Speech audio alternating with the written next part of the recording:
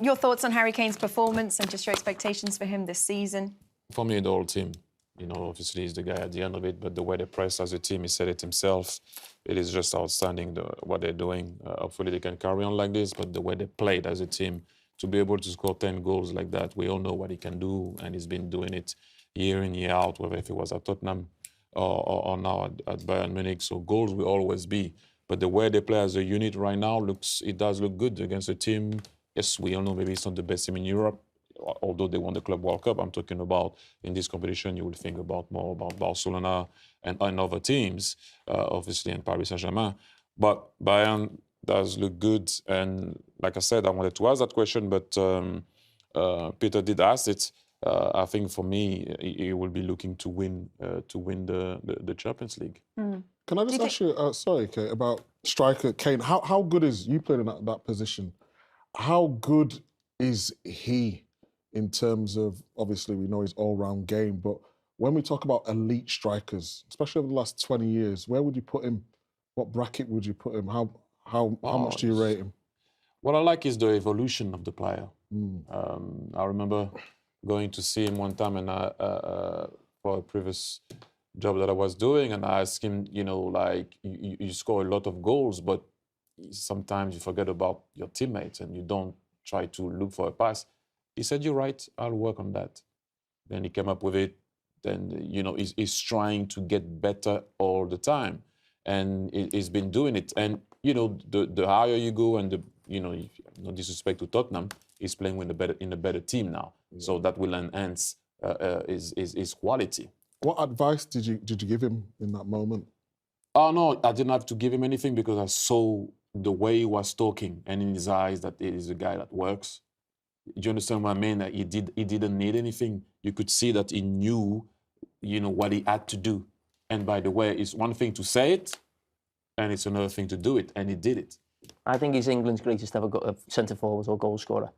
You know, he's done it in the Premier League with a team who aren't one of the top teams. He's gone abroad now, Bayern Munich, huge pressure, all eyes on him. What was his numbers there?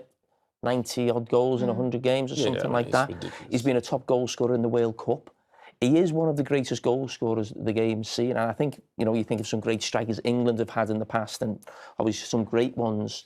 So he's got the most. You think he's higher than? Okay. Shearer? No, I'm not. It's not a debate. It was like. I know he's your mate because of the podcast, but he scored more goals for England than Shearer. If he'd have stayed in the Premier League, he'd have got the Premier League thing as well. He's gone abroad to one of the biggest clubs in the world and scored goals. He's like, his numbers are off the scale. I get your argument, and I wasn't. I wasn't saying, but obviously the times are different then. What, he's got 260 goals in the Premier League, Alan Shearer, arguably against better defenders at this time. So when you say... What do you mean arguably? I was a defender probably... Yeah, but centre-halves back then were greater than now. True or not true? I don't know. Van Dijk's playing now. But that's one... Name 6 top defenders in the Premier League right now. Right now. He's not playing in the Premier League now, he's in the Bundesliga. Oh my God. No, but I think, I mean, the discussion went too far. Like, if we go back to the player, I would say that for me, if we talk about a complete striker, that's him. Yeah, he can come deep, he can get on the ball, he can play people in, he's the best striker We can raise question about pressing, because pressing also is part of being a striker. But if we go, when you're on the ball, he can drop, he can ping, maybe he cannot play on the right or on the left, which is different because we all know he's a 9.